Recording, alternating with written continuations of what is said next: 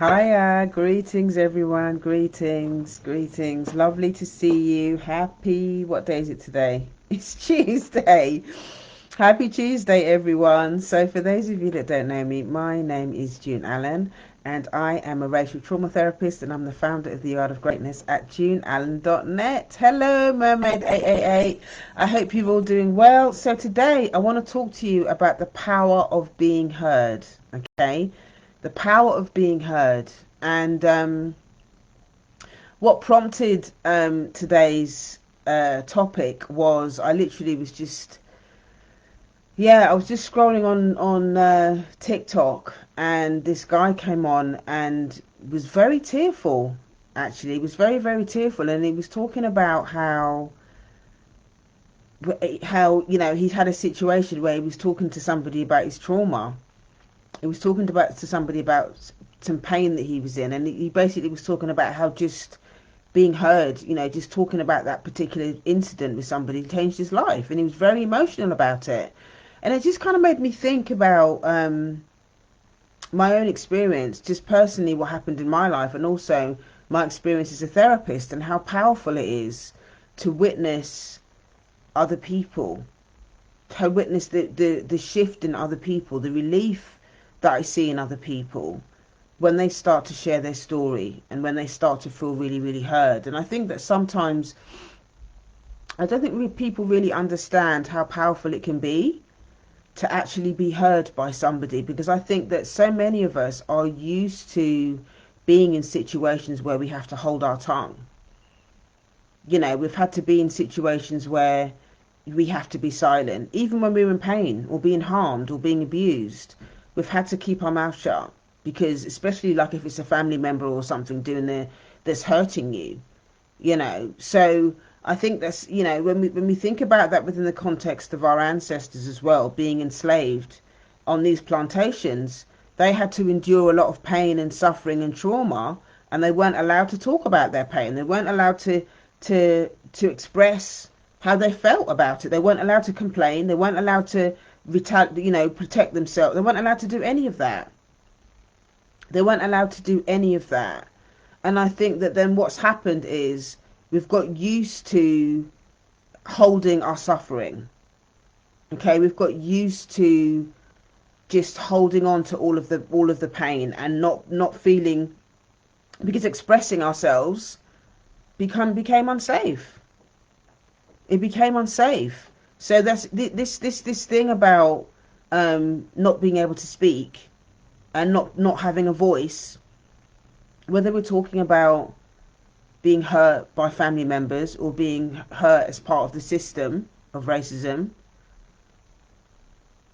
The system doesn't want us to speak up. The system doesn't want us to share what's going on for us. And some of us have gone through some horrific things. And holding on to that, holding on to all of that stuff, can have awful consequences, devastating consequences. People finding it difficult to be in relationship, people finding it difficult to excel at work, people finding it difficult to be parents, because they're having to hold all of this stuff. And when you hold on to pain, when you're holding on to stuff energetically or in your psyche, it's going to leak out. It's going to leak out.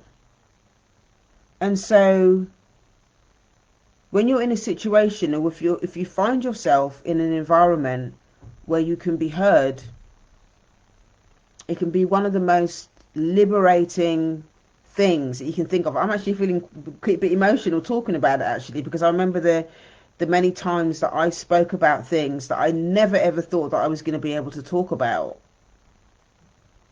I thought that I was going to have to carry a lot of that stuff. I mean, stuff that I didn't even really thought that I would even be able, stuff that I didn't even remember. Stuff that I didn't even remember. Hi, Amina, thanks for joining. Stuff that I didn't even remember started to come up, because when I found a safe space to be able to share, and I knew that I was going to be heard, it's almost like my brain, my psyche, my spirit, my soul gave me the message that, okay, it's okay to share in this space. It's safe to be in this space, to be able to talk about what's going on for me. Therefore, all the other memories and stuff that I had buried, all the other memories that had been kind of, you know, shoved into my unconscious so that I wouldn't remember it, that part of myself now allowed all those things to come to the forefront so that I could deal with it, because I now had a safe space to be able to talk about it and to be able to process it. So I'm no longer acting out from an unconscious place. I'm now making the unconscious conscious. And that's how you start to begin to change things, because you're giving yourself permission to be able to talk about those things. But first you need to find a safe space to be heard. That's why so many of us find it hard to tell the truth. It's not that you don't want to tell the truth, but you have to think about, well, where can I actually take this stuff? Where can I share this stuff where I'm not going to be judged? Well, I'm not going to experience some sort of emotional violence by the other person if I say this stuff. Is the other person going to shame me for telling the truth? And what's going to be the consequences if I share this stuff? Is it going to change the relationship with this person? This is one of the reasons why I absolutely love being a therapist, because when people start to feel safe and they start to talk about what's going on for them, honestly, it can be one of the most beautiful things for me to witness. It can be one of the most beautiful things for me to witness, is to see a client start to grow and kind of unravel themselves after years of having to hold in all of that stuff. After years of trying to hold in all of that stuff, trying to protect themselves, trying to, you know, make sure that the mask is firmly in place so that people can't see the suffering and the pain underneath all of that.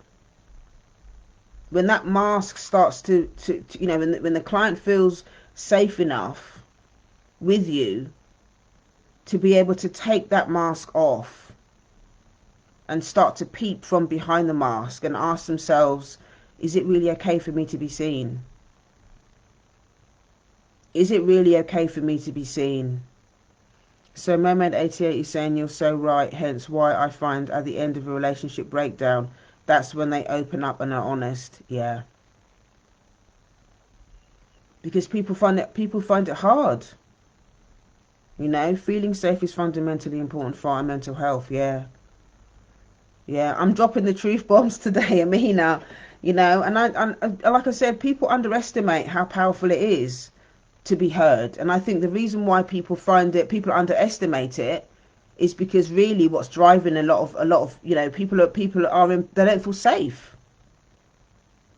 They don't feel safe to be able to talk about their stuff. And you know, a huge part of our suffering as a community is that we're so starved of being heard.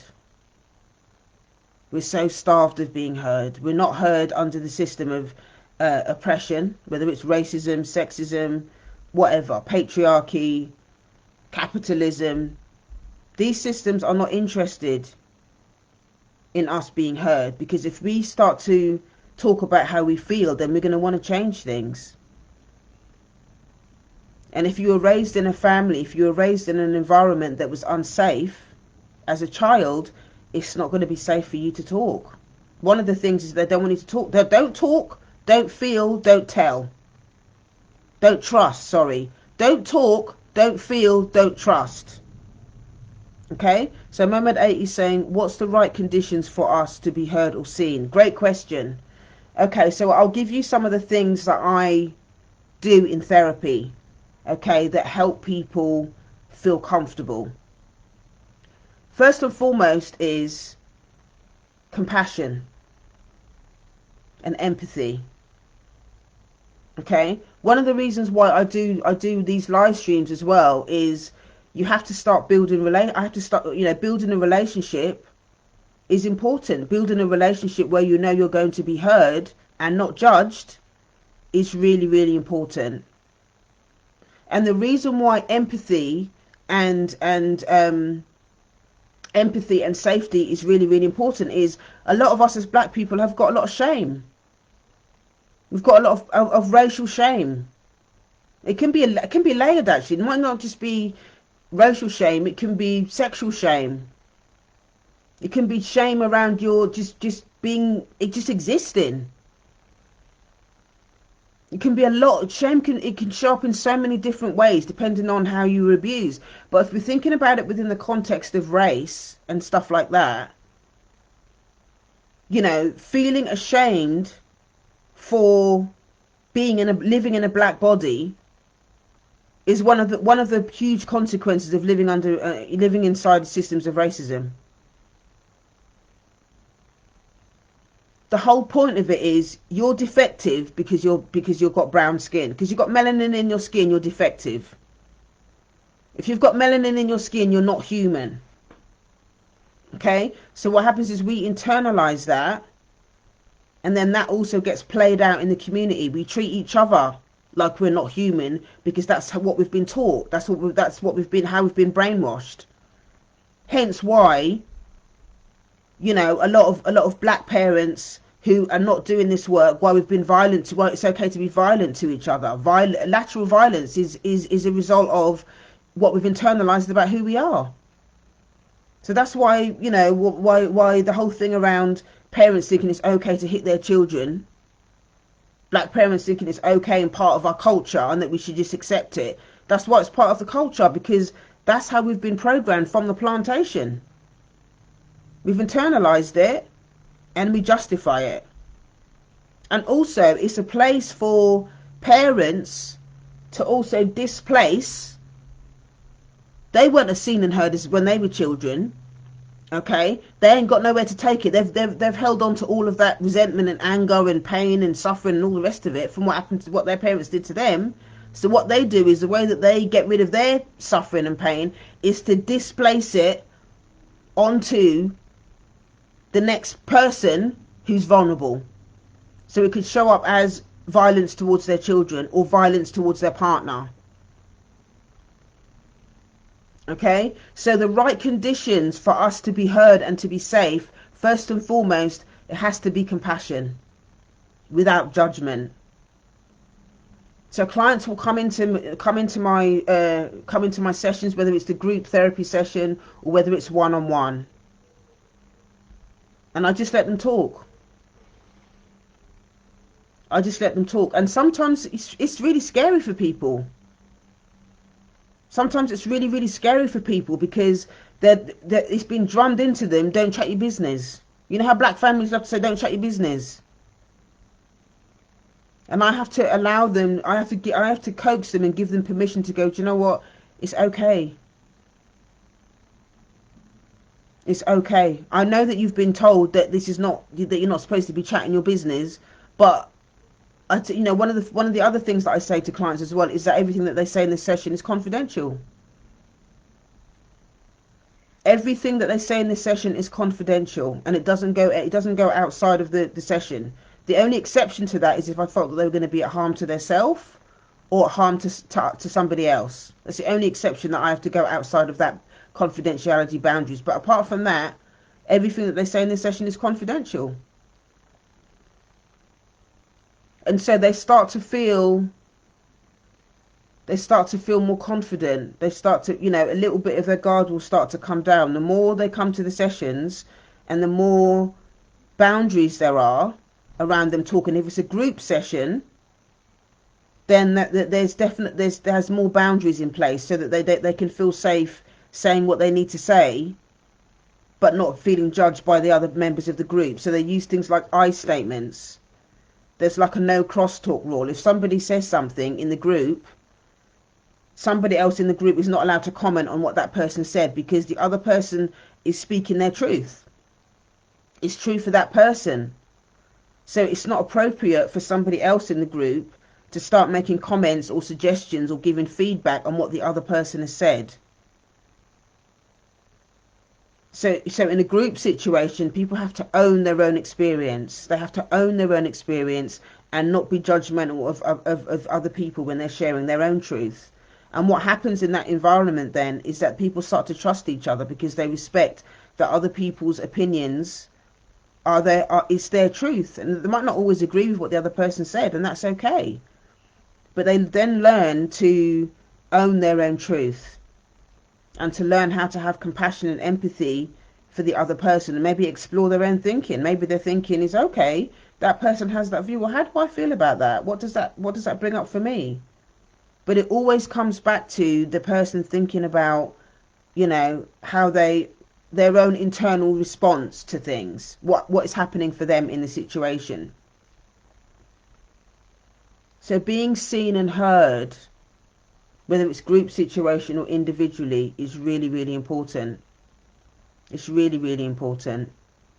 And many times I work with so many clients that have got, unhealed trauma and stuff from parents, or from parents not hearing them. Quite often, if there's been abuse and stuff like that, maybe the child is being abused by another family member or outside of the home or something like that. I hear stories about all of that as well.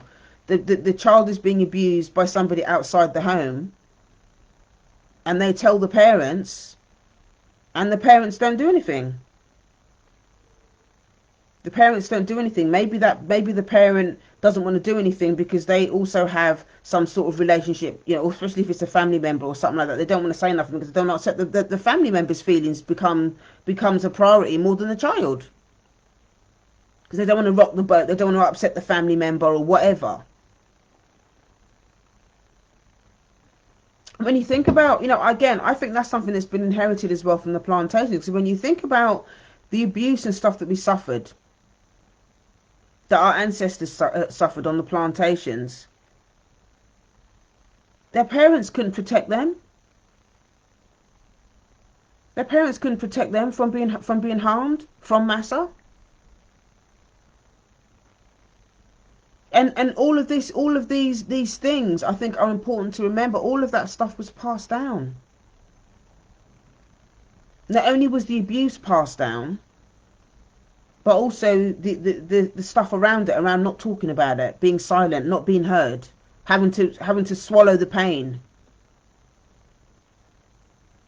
having to just hold it all. And I think this is we have to think about how this stuff gets acted out as well.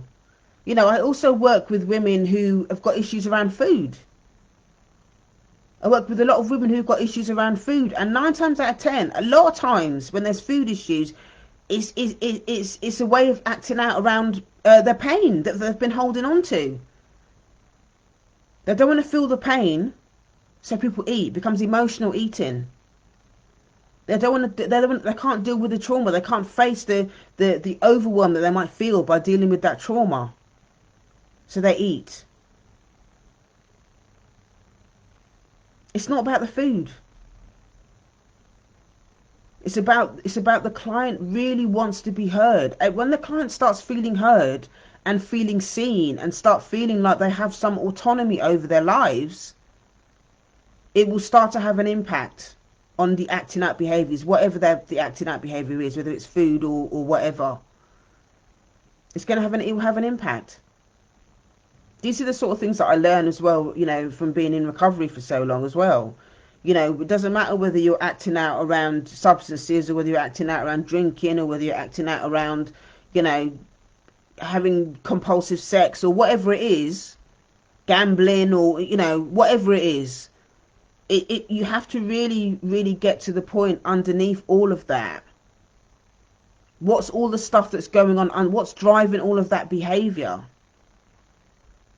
What's driving that behaviour is often a lot of pain. It's often a lot of pain that's driving that behaviour.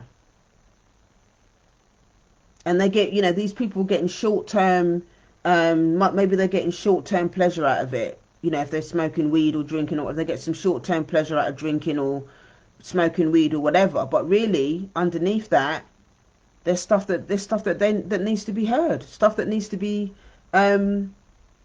exposed. There's stuff that needs to be unravelled. And so for me, as a therapist, to be able to witness somebody's pain, to give them a space to be able to talk about what they've never been allowed to talk about before, and I hear that a lot. This is the first time people tell me stuff. This is the first time that they say to me, this is the first time that they're vocalizing it. And this is how a lot of us end up acting out from a place of shame. Well, there's so much shame. Because when you're having to hold on to all of that suffering, it just, the shame just multiplies. The shame just multiplies. Shame reduction is one of the most powerful things that happens when you start to speak and when you start to be heard, when you start to experience more empathy, when you're sitting with somebody who's not judging you, that's giving you permission to just unravel yourself, to unravel your story, to unpack your story, and to just witness it. A lot of times, you know, people just want to be heard. I would say that's one of the priority things as a therapist that I see that people want out of doing this inner work. They want a space to be heard. And there is something really profound as well when you're looking in the face of another black person, another black woman, particularly if you've got, you know, trauma around parents and stuff like that. There's something profound that happens when you're looking in the face of another black person, and for that black person to be able to witness your story and to witness your empathy and to hold that space for you. So Sugar Honey 38 is saying a lot of times people can't afford a therapist. You know what?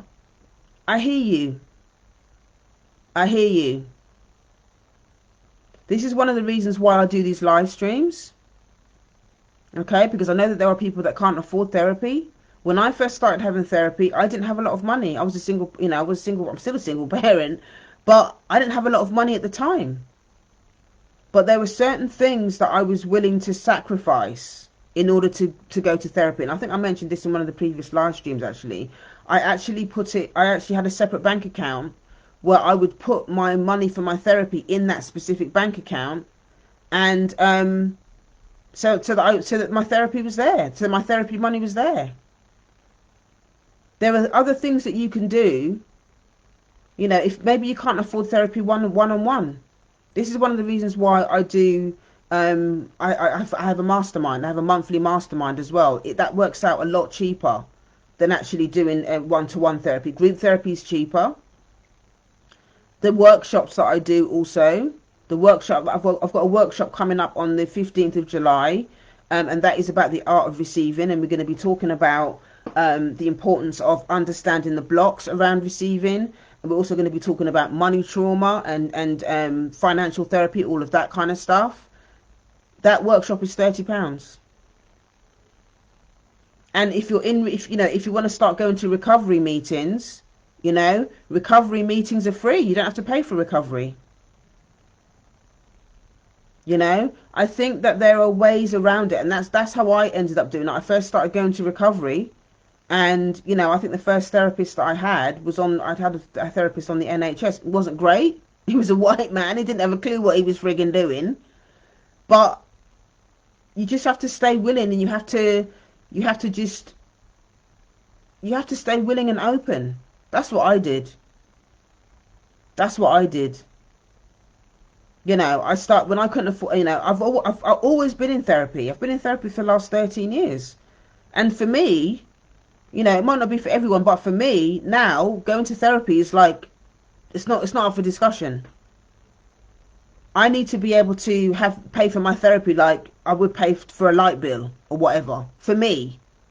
Because I understand how important it was for me at the time. And I needed to be able to do that. You know, I don't know. Obviously, the different health services and stuff are going to be different. You know, I think the health service in the UK as well is probably not the best. You know, I know a lot of people in the UK that you know, they only give you maybe 6 to 8 sessions or something. If you're doing trauma work, you can't do nothing with that. You're just getting started. You know, so I really hear you on that. It's not. It is. You know, therapy is not. It's not cheap. If you want to get a good therapist, it's not cheap. And I know I'm not the cheapest therapist. I know I'm not the cheapest therapist, which is why I do these live streams and I create other types of ways that people can work with me depending on your budget. And that's one of the reasons why I do these live streams, so that you can begin to start doing the work. You can begin to start doing the work. So what you're saying there is what are you going to do with 3 sessions? You can't do nothing with 3 sessions. Can't do nothing with 3 sessions. You know? So Mermaid 88 is saying 100% agree. Investing in your mental health is so important. The universe always finds a way to ensure it happens. Absolutely. And that's what I did. I just opened the bank account and just started transferring the money into that account, so that I would make sure, so that the money that I had for my therapist at the time, you know, is there. If you go onto my YouTube channel, actually, there is a session that I did on what you can do if you can't afford therapy, and I go into it in a lot more detail. Yeah, you can go into it in a lot more detail, and that, you know, because it is a real thing. It is a real thing. A lot of people can't afford therapy. But I think that, again, you know, so recovery and stuff like that as well. There are a lot of meetings now that focus on the black experience, that focus on, you know, talking about racism and recovery and stuff like that. If you go onto my website as well, there is a section on there for black people in recovery. And there's podcasts, there's loads of stuff. That's what you can do in the meantime while you're saving up and stuff like that. If you want to go into therapy. You know, you have to prioritize it. You have to prioritize it, you know. So Mermaid 888 is saying also therapists deserve to be paid correctly for their energy. Listen, that's a whole nother conversation. That's a whole nother conversation. And this is one of the reasons why, again, you know, like, I know I'm not the cheapest therapist out there. I know I'm not. But I'm damn good at what I do. I know I'm good at what I do. I know how to get results. The clients that I have working with me, whether it's group or whether it's one-to-one, they stay with me for years, so they can unpack their trauma. They can stay. They stay with me for years. So sugar honey 38 is saying, man, respectfully, with 4 kids and only 500 a month, I'm barely able to keep my lights on. My son graduated this month. I didn't even get his. Oh, bless you. I hear you. Trust me, I hear you. And obviously you need to eat. With 4 children and whatever, you need to eat. So I totally get that. I totally get that. So right now, you know, maybe it's not for you right now because you've got other priorities, which I get that. So in the meantime, what you can do, you know, you can sign up to my email list. You'll get stuff on there. You know, you get these live streams. There's a lot of stuff that you can do in the meantime. You know, let's have a look. So I will never mention your price. If you're good, you deserve to be paid. I applaud that, but I can't afford it, and that's absolutely fine. You know, everybody's at different. Have different responsibilities, and they have different things that they have to do, and that it's not for everyone. Not everybody can afford to do that. I totally get that. I totally get that. My YouTube link is if you just go on YouTube and just look for at Yard of Greatness, you'll find my all my YouTube stuff. If you go to my link in my bio and go to my website as well, there is a section with contact, and it will, if you go on that page, it will send you the direct link to my YouTube channel. But all my handles are all the same name. So if you just Google at Yard of Greatness, you'll get it. Listen, therapy is expensive. It's expensive. You know, it's expensive, but this is the way that I give back to those people that can't afford it. You know, a lot of clients have said to me, you know, I've followed your page for weeks, years. Some of them tell me that they've followed they've been watching my live streams for years before they actually, you know, pick up the courage and go, okay, well, I'm ready to work with her. And like I said, there's group stuff, there's workshops, there's one-to-one. Sometimes not everybody does a weekly. Sometimes people do it fortnightly. It just depends on what people need. But, and you know, there are other therapists out there as well. There are loads of therapists out there. You know, but it's important. It's important. And maybe you start with recovery. Maybe you start with some recovery rooms, you know, that will help you. Because that for me was a powerful place to be heard as well. That was a powerful place to be heard. Is doing stuff in the recovery rooms. The recovery rooms are free for people that can't afford it. You just make a donation. And if you ain't got no money, it's fine. You can still go to the meetings and stuff like that. But it's important to have a place where you can start to be heard, where you can start to unpack, where people can start to witness your story. And not only is sharing your story important, the power of being heard really important, you know, hearing other people's stories is really important. That's how you get hope. That's how you start to feel hope about your own situation. Hi Sapphire, thanks for joining. And this is one of the reasons why I share my story the way I do. Why I share, you know, and a lot of therapists don't always share their story the way that I share mine.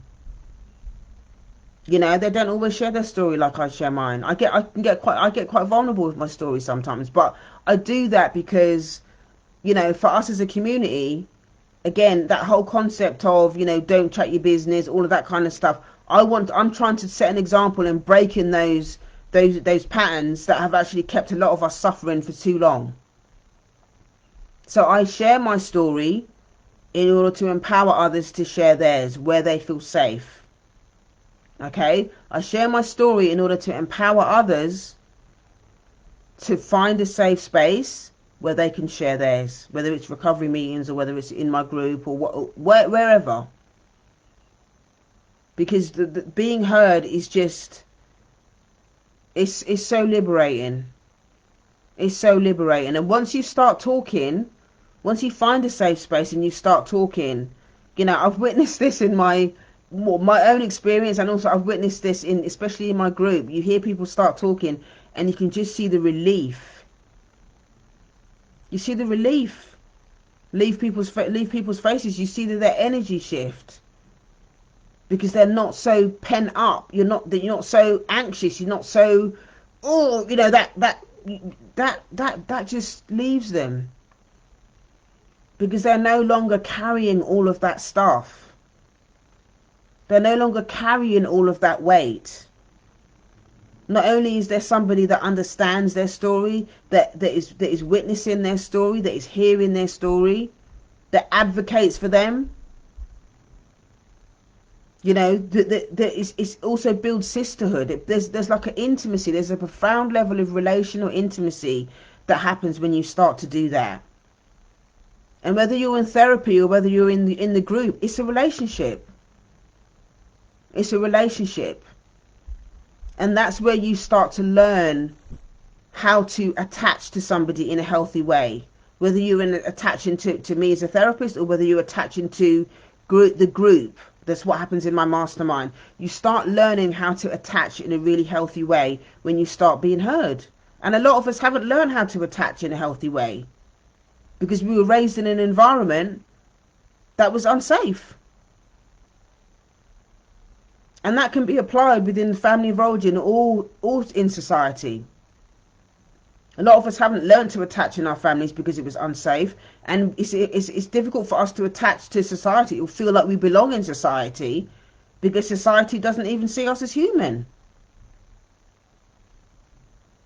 So being in a space where you start to be heard and where you start being seen and you start to experience what it means for somebody to show you empathy. It's extraordinary. It's extraordinary, and it takes a lot of courage for people to do that. I know I was really scared when I first started talking. It's scary because of all of that inner dialogue around don't chat your business and you don't deserve, you know, as a black woman you don't deserve to be seen and heard and all of that, and fear of what the repercussions would be if you speak up. What are other people going to say if you start speaking up? Those are real genuine fears because we've had it drummed into us that we're not allowed to speak, that we're not allowed to speak up. But what happens is when you do start to speak up is there's a shift in the energy because when you're in pain, when you're upset, when you're holding a lot of secrets and stories, which a lot of us in our families hold. We do that. A lot of us are carrying a lot of secrets that we shouldn't be carrying, secrets that don't even belong to us. When we're holding all of that stuff, it's all energy. Okay, it's energy that gets stored in the body. And when it gets stored in the body, that's when sometimes we can get physical pain. We get physical pain because of the emotional energy, the emotional suffering that we're holding from the past and in the present. It gets stored in the body. And that can become physical ailments. Okay, that becomes physical ailments. So when you start to find a space where you can start to talk this stuff out and start feeling safe, you'll notice that your relationship to your body will start to, you might even get sick actually initially, because you're starting to release stuff out. Your body might start feeling a bit achy, and you might get sick initially because you're starting to it's like when you you know when you go on holiday, okay, and you start to relax and you get sick. Why is that? The reason why that happens is because your body's starting to relax. Your body's starting to relax, and then all of that stuff comes up to the surface and comes out. It doesn't mean that anything's wrong. It just means that you're on the process. You're on the journey to becoming more whole, because your body is now starting to feel safe. When you start talking about all your traumas and all of that kind of stuff as well, you can start to feel exhausted. You can start to feel exhausted because your body is then starting to feel safe, because it's no longer in that pent up kind of, you're holding on for dear life so that you don't let any of your emotions spill out. After years of doing that, or staying busy, maybe it shows up as you staying busy all the time. When you stop being busy and you allow yourself to breathe, because you're finally sitting in front of someone that can understand and that is showing you empathy and gives you permission to do what you need to do, your body's going to respond.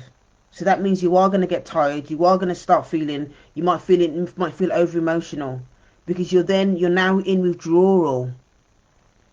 You're now in withdrawal. Withdrawal is not just about, when you're coming off stopping drinking alcohol or drugs. There can be like a relational withdrawal as well from you holding all of that stuff. And that withdrawal, it shows up as it shows up as it can show up as depression sometimes.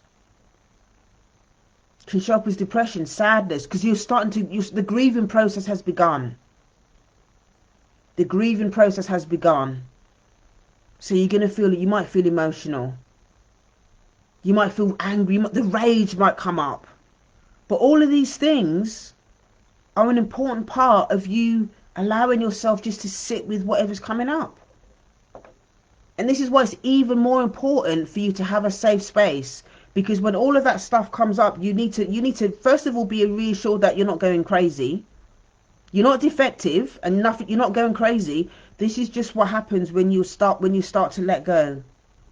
When you start to unravel yourself, you start to unravel your story and unravel who you are. That's what happens when you start being heard, and that's how it is. That's how it is. So yes, it does feel worse initially before things get better, because you have to start to drain all of that sorrow, all of that pain, all of that stuff. It has to be drained out, and that's going to take time. That's going to take time. So this is why it's important when you're choosing a therapist or choosing a space. Okay, when you're choosing somewhere to be able to do this work, you have to be sure. Take your time to find somebody. Take your time. Just like you would if you were dating. You're not gonna, you're gonna take your time. You're not just you're gonna start. I really like that person, so I'm just gonna get into a relationship with that person. You get to know the therapist. Maybe have a couple sessions with the therapist. See how you feel about it. This is another reasons why I do this live stream, so you can get to know what I'm about. You can understand what I'm about. If you want, you can go to my YouTube channel, go to my website. You can binge watch a lot of the live streams that I've done over the 8 years that I've been doing this. Actually, I've been doing live streams for 6 years. You can go on live on my website and you can watch all of these things. You can get to know who I'm about, what my values are, you know. And I'm not for everybody. I'm not for everybody, but I make no apologies about being pro-black. Not every therapist is going to say that, but I make no apologies for I am pro-black. My speciality is being able to talk about the link between racism and who you are, what you've internalized. And I work with clients to unpack what I call the empowerment triangle. Okay, what's the intersection between relationship with self, relationship to others, and relationship to whiteness? That's how I work with clients. We unpack the relationship to self, relationship to others, relationship to whiteness, or relationship to oppression. Really, the third one is, because we talk about patriarchy and all that sort of stuff as well. How do all of those things knit together? And how does one impact the other? What's the relationship with one to the other? What's been internalized with the family system? How does the systems of oppression? How does what our ancestors did, you know, what they endured on the plantations? How does that impact how you parent? How does what our ancestors did on the plantation? How does that impact how you show up in relationships? How does it impact how you show up at work? How does that impact the relationship that you have with yourself? There has to be a holistic conversation. There has to be a holistic process around doing this work. But none of that can happen unless you feel safe in that space to be heard. There has to be empathy. There has to be cultural competency so that you can be educated and as well as feel comfortable enough to explore what are the links between all of those things. You need to have somebody who's competent enough to be able to help you explore and help to give you the psychoeducation around all of these things. This is one of the reasons why I also, you know, people that work with me, they also get access to a virtual library. I have an amazing virtual library with 8 years worth of masterclasses, live streams, stuff that's not public, that's not available to the public. But people that work with me get access to that library as a bonus. And so, you know, not only do they have the psychoeducation and stuff around stuff that we talk about in session, but they can also go in the library and find things in the library that are going to empower them. They're going to help them set up their own self-care systems, because what you do inside therapy is just as important as what you do outside therapy. Okay? What you do inside therapy is just as important as what you're doing outside of therapy. So your self-care practices, how you sleep, you know, what you're doing in terms of your exercise and how you're eating, how you're sleeping, all of that kind of stuff is all going to have an impact on how successful you are, what you're doing in therapy.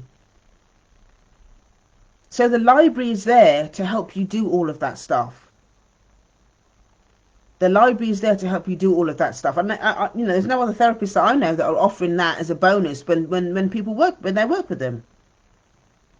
These are all things that I offer to really give clients the best opportunity to win. Okay? So if you're not actually being heard in session, being heard and witnessed, and through the stuff that I've got in the library, that continuation of being of being able to identify with what's going on for you, you can still experience that through the stuff through the virtual library. So being heard is powerful. Don't underestimate the power of what it means to be heard. Everybody wants to be heard at some level. Everybody wants to be heard at some level, but I also get that sometimes being heard is also quite scary, because once you're being heard, once you start to tell those stories, then there's a responsibility that comes with telling the truth. And not everybody's ready to do that. Sometimes people want to be heard, but they're not ready to take responsibility for the stuff that falls out of their mouth, meaning that they might have to make decisions. They might have to make decisions that terrify them. They might have to make decisions about setting boundaries with people they don't want to set boundaries with. They might have to make decisions about relationships that are toxic, that they never really wanted to talk about before. They were in denial about before. They were in fantasy about before. But when they start to talk about things and start to have honest conversations and have all that stuff reflected back at them, then they have to make uncomfortable decisions. And some people are just not ready to do that. So they avoid talking, holding on to the pain, the weight of the pain. Sometimes people would rather hold that than talk because they're not yet ready to step into the responsibility. There's a responsibility that comes with talking. It's not for the weak.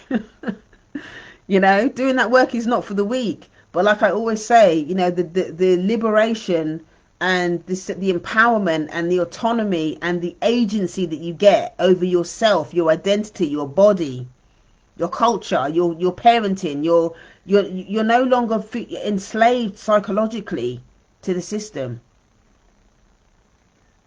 And I believe for me that's where I found my freedom, in being able to think, being able to choose. I'm going to go and see this person this week, and I'm going to talk about X, Y, and Z. I don't understand it. I don't really get it, but I'm going to go and see this person this week to talk about it because that person is going to help me unpack it. And I can free myself from whatever that thing is doing to hold me back from where I need to go. Because when you hold on to that stuff, it holds you back. It holds you back. When you're holding all of that pain, you can't hold all of that pain and trauma and shame and think that you're going to get ahead in life. It's not going to happen. It's like carrying around 10, couple of 100 years worth of, sacks of coal. It's like carrying sacks of coal, and every bag has got all the resentments, all the abuse, all of the stuff that you've internalized from family members, from parents, from society, from your ancestors that was enslaved. You're carrying all of that. You're carrying that stuff around all day. And I'm here to let you know that it doesn't have to be like that. You're not on your own. And you can find the space. You can find a space to put those bags down. You don't have to carry them bags. They're not yours. A lot of times that stuff is not yours to carry. Somebody gave you that to carry because they don't want to carry theirs. A lot of times people gave you that shit to carry and you don't even know you're carrying it. You don't even know you're carrying it. A lot of times, I'll just finish on this because I've got a client in a minute, so I'm going to have to go. A lot of times, people don't know how much pain they're in, okay, until they have a safe place to feel. Sometimes people don't know how much they're hurting until they find a safe place to feel. That's one of my quotes. Sometimes people don't know how much they're hurting until they find a safe place to feel. It's only when they get in front of the therapist, only when they're sitting down in the chair, it's only when they come to the group that they realise how excruciating their life has been, and they've just been holding all of that stuff, but they haven't found a safe place to unravel it. So they've just been walking around with it. But you don't have to do that today. You can make a different choice. You can make a different choice. If you're interested in working with me, if you're interested in coming to the workshop on the 15th of July, if you're interested in joining my group mastermind, click the link in my bio, go to heal.juneallen.net. That's heal.juneallen.net.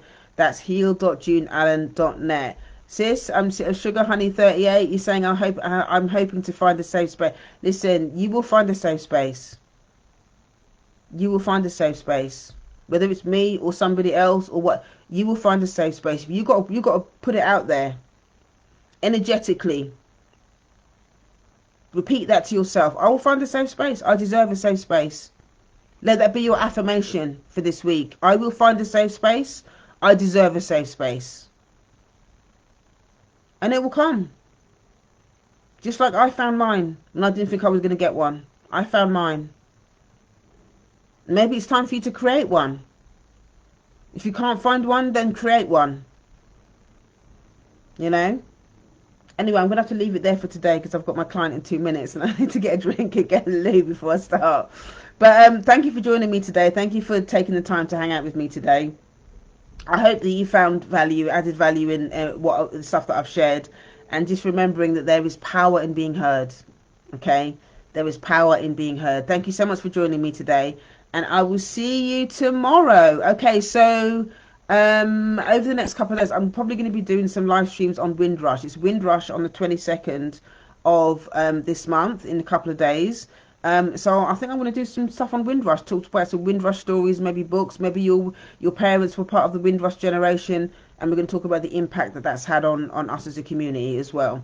All right, so hopefully I'll see you tomorrow. Put your notifications on if you want to join me tomorrow and over the next this is day 11 today, so I've still got another 29 days to go. All right, so I'll see you then. All right, take care everyone. Thanks again for joining. Speak then. Bye bye.